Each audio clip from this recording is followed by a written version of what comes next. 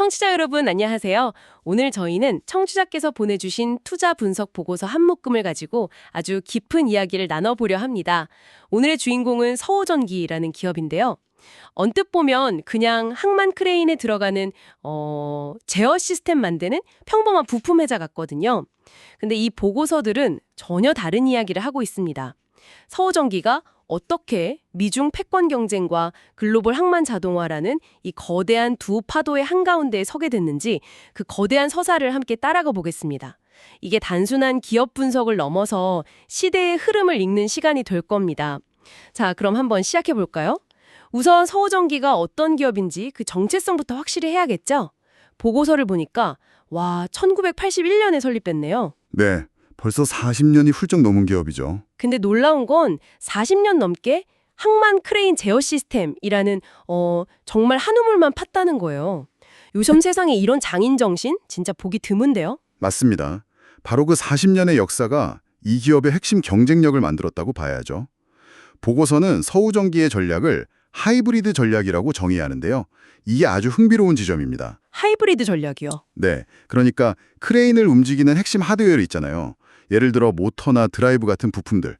이건 고장나면 정말 큰일 나니까 신뢰성이 검증된 독일 지멘스 같은 글로벌 기업 제품을 가져다 씁니다. 아, 일단 안정성을 확보하는 거군요. 그렇죠. 하지만 그 하드웨어의 명령을 내리는 운영 소프트웨어, 그리고 전체 시스템을 설계하는 엔지니어링 기술, 이건 100% 자체 기술로 해결하죠. 아, 그러니까 안정성이 중요한 뼈대는 검증된 외부 제품을 쓰고 고객의 다양한 요구에 맞춰야 하는 두뇌와 신경망은 직접 만든다.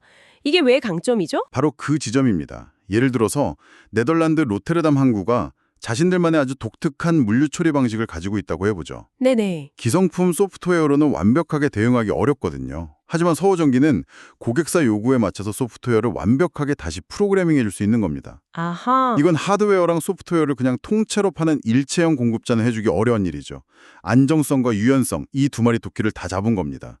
그래서 보고서는 서호전기를 크레인의 두뇌를 만드는 회사라고 표현합니다. 그 기술력을 인정받은 상징적인 사건도 있네요. 2024년에 국내 최초의 완전 자동화 항만 그 부산신항 구축에 기여한 공로로 대통령 표창까지 받았다고요. 그리고 경영 스타일을 보면 더 놀랍습니다. 지난 5년간 발행 주식수가 단 한 주도 변하지 않았고 이자가 발생하는 부채는 거의 없는 사실상 무차익 경영을 하고 있어요. 네, 요즘 같은 고금리 시대에 이건 정말 대단한 강점 아닌가요? 그렇습니다. 사업의 본질에만 집중하겠다는 뭐랄까 뚝심이 엿보이는 부분이죠. 이런 탄탄한 기본기가 있었기에 지금부터 우리가 이야기할 거대한 기회를 잡을 수 있었습니다. 네, 바로 여기서부터 이야기가 정말 흥미로워집니다. 이건 한 기업의 성장 스토리를 넘어서 거대한 지정학적 지각 변동이 어떻게 시장의 판도를 바꾸는가에 대한 이야기거든요. 이 스토리의 또 다른 주인공은 중국의 국영기업 ZPMC죠. 네, 상하이 전화중공업 ZPMC. 전 세계 항만 크레인 시장의 한 70%에서 80%를 장악해온 절대 강자입니다. 70에서 80%요? 와, 거의 독점이네요. 그렇죠. 가격 경쟁력을 앞세워서 전 세계 항만을 그들의 크레인으로 쫙 깔아놨죠. 그런데 2024년 미국 의회에서 이 ZPMC 크레인에 대한 충격적인 보고서가 하나 나옵니다. 제어가 가능한 정체불명의 통신장치가 발견되었다는 그 내용이죠. 맞습니다. 이게 단순한 통신장치가 아니었어요. 보고서에 따르면 중국 상하이에서 원격으로 접속하고 제어할 수 있는 그런 셀룰러 모뎀이 크레인 내부에 설치되어 있었던 겁니다. 세상에. 미국 국방부와 정보당국은 경악을 한 거죠. 이걸 항만에 숨겨진 트로이의 목마라고 규정했습니다. 트로이의 목마라니 정말 영화 같은 표현이네요. 그 의미를 좀 더 구체적으로 설명해 주시죠. 평시에는요, 이 통신장치를 통해서 미국으로 들어오고 나가는 모든 물동량 정보를 수집하는 일종의 스파이 역할을 할 수 있습니다. 군수물자 같은 것들도요? 그럼요. 어떤 군수물자가 어디로 이동하는지 손바닥 보듯 들여다볼 수 있는 거죠. 하지만 더 무서운 건 유사시입니다. 유사시라면? 네. 만약에 미중 간의 군사적 충돌이 발생했을 때 중국이 이 크레인들을 원격으로 전부 멈춰버린다면 어떻게 될까요? 아, 미국 전체 항만이 그냥 마비되는 겁니다. 국가의 대동맥이 끊어지는 심각한 안보 위협으로 간주한 거죠. 와, 생각만 해도 끔찍하네요. 미국의 대응은 당연히 강력했겠죠? 상상을 초월했습니다. 바이든 행정부는 곧바로 중국산 항만 크레인에 대한 관세를 기존 25%에서 무려 100%로 인상하는 조치를 단행합니다. 100%요? 네. 대당 가격이 200억 원이 넘는 고가 장비에 100% 관세를 매긴다는 건 그냥 들어오지 말라는 거네요. 그렇죠.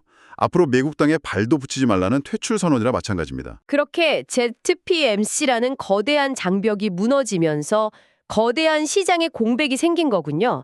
그런데 여기서 또 다른 문제가 발생합니다.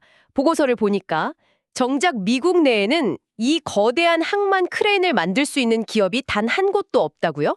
네, 그게 이 이야기의 핵심입니다. 미국은 수십 년간 제조업을 해외로 이전하면서 이런 거대 인프라 제작 능력을 상실한 상태였어요. 아, 네, 대란은 자연스럽게 미국의 동맹국인 유럽, 일본, 그리고 한국으로 좁혀졌죠. 그중에서도 보고서는 한국의 HD 현대 3호를 가장 유력한 대안으로 지목합니다. 이유는요? 이유는 압도적인 생산 능력과 가격 경쟁력 때문입니다. 바로 이 지점에서 오늘의 주인공 서우전기가 무대의 중심으로 등장하는군요. HD 현계 3호가 크레인의 거대한 몸체를 수주하면 그 안을 채울 핵심 두뇌와 신경망, 즉 제어 시스템은 오랜 파트너인 서우전기가 공급하는 구조인 거죠. 맞습니다.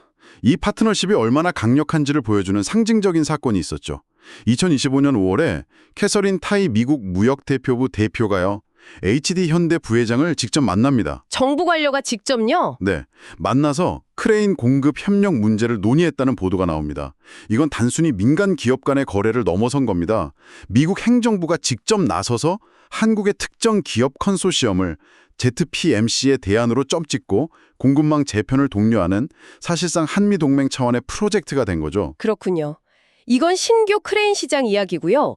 보고서에서는 또 다른 거대한 시장이 열리고 있다고 분석하던데요. 바로 레트로핏 시장입니다. 우리말로는 개조 시장이라고 할 수 있겠네요. 네, 두뇌 교체 수술이라고 이해하시면 쉽습니다. 두뇌 교체 수술이요? 이미 미국 주요 항만에는 JPMC가 설치한 크레인이 보고서 추산으로만 200기가 넘게 운영되고 있거든요. 엄청나게 많네요. 이걸 하루아침에 전부 뜯어내고 새로 지을 수는 없죠. 비용과 시간이 천문학적으로 드니까요. 그럼 대안은 몸체는 그대로 두고 안보에 문제가 되는 통신 장비와 제어 시스템, 즉 두뇌만 교체하는 거겠군요. 정확합니다. 그리고 이 두뇌 교체 수술이야말로 서우전기의 독보적인 전문 분야입니다. 이미 싱가포르 투아스 항만과 파나마 항만에서 기존 크레인의 제어 시스템을 성공적으로 교체한 실적을 가지고 있습니다. 아, 실적이 이미 있군요. 네, 특히 투아스 항만 프로젝트는 의미가 아주 큽니다. 아, 투아스 항만 아까 부산신항과 함께 언급되었던 곳인데 이 프로젝트가 왜 그렇게 중요한가요? 투아스 항만은 세계에서 가장 크고 또 기술적으로 가장 진보한 완전 자동화 스마트 항만 중 하나입니다. 스마트 항만? 이런 최첨단 프로젝트를 성공적으로 수행했다는 건 이 분야에서 서우전기의 기술력이 세계 최고 수준이라는 걸 증명하는 일종의 올림픽 금메달 같은 이력서가 되는 겁니다. 아, 그렇죠. 미국 항만들이 믿고 맡길 수 있는 강력한 레퍼런스가 생긴 거죠. 자, 그럼 이 거대한 지정학적 변화와 기술력이 실제 숫자로 이어지고 있는지 확인해 봐야겠죠? 보고서에 나온 2025년 3분기 실적을 보고 저는 정말 제 눈을 의심했습니다. 작년 같은 기간 대비 매출액은 194.1% 증가, 영업이익은 무려 481.4%나 급증했어요. 네, 와, 이건 그냥 성장이 아니라 퀀텀 점프라고 불러야 할 수준인데요. 숫자 자체도 놀랍지만 더 중요한 건 이익의 질입니다. 매출이 3배 가까이 늘었는데 영업이익률이 11.2%에서 22.2%로 2배 이상 뛰었습니다. 이익률이 2배나 매네. 이게 아주 중요한 시그널입니다. 그게 정확히 뭘 의미하는 거죠? 단순히 물건을 많이 팔아서 생긴 이익이 아니라는 뜻인가요? 맞습니다. 만약 하드웨어 부품 판매만 늘었다면 이익률이 저렇게 드라마틱하게 개선되기 어렵습니다. 저건 매출에서 소프트웨어 개발이나 시스템 엔지니어링 같은 고마진 사업의 비중이 폭발적으로 커졌다는 의미입니다. 아하. 이런 기술 용역 사업은 한번 개발해두면 추가적인 원가 부담이 적기 때문에 수주가 늘어날수록 이익이 기하급수적으로 증가하는 구조를 가지거든요.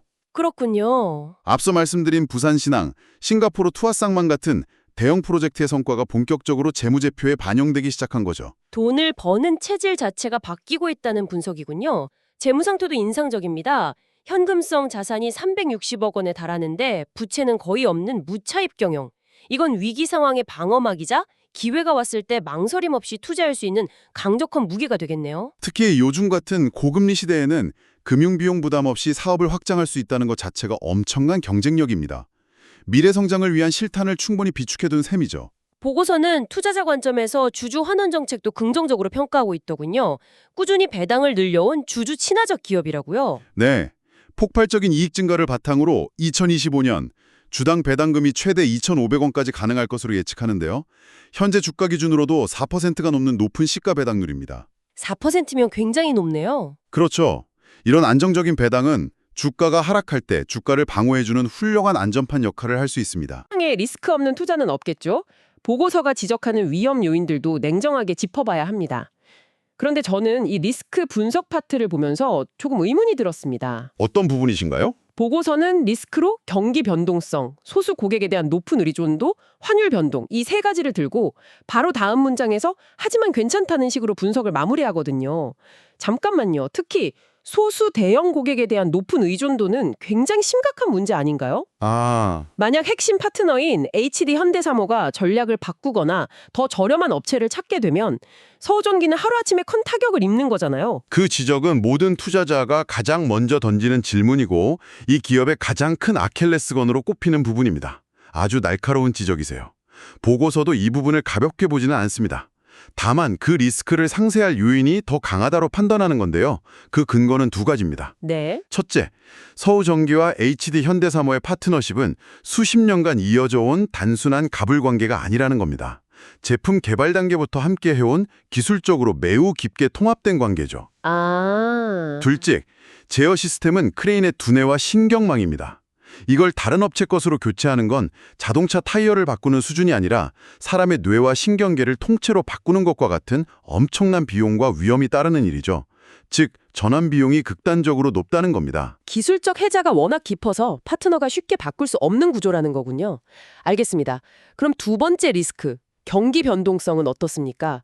결국 항만건설도 거대한 인프라 투자인데 만약 글로벌 경기가 침체에 빠진다면 이런 대규모 프로젝트들이 가장 먼저 연기되거나 취소되지 않을까요? 그게 바로 전통적인 인프라 산업이 가진 순환적 리스크입니다. 하지만 보고서는 현재 벌어지고 있는 항만 크레인 교체 수요의 본질이 다르다고 분석합니다. 본질이 다르다. 네, 지금의 투자를 이끄는 가장 큰 동력은 경제 성장이 아니라 국가 안보라는 거죠. 미국 입장에서 자국 항만의 안보 취약점을 해결하는 건 경기가 좋든 나쁘든 미룰 수 없는 최우선 과제가 되었다는 겁니다. 즉, 경기 민감주에서 안보 필수제로 그 성격이 변해가고 있다는 분석입니다. 흥미로운 관점이네요.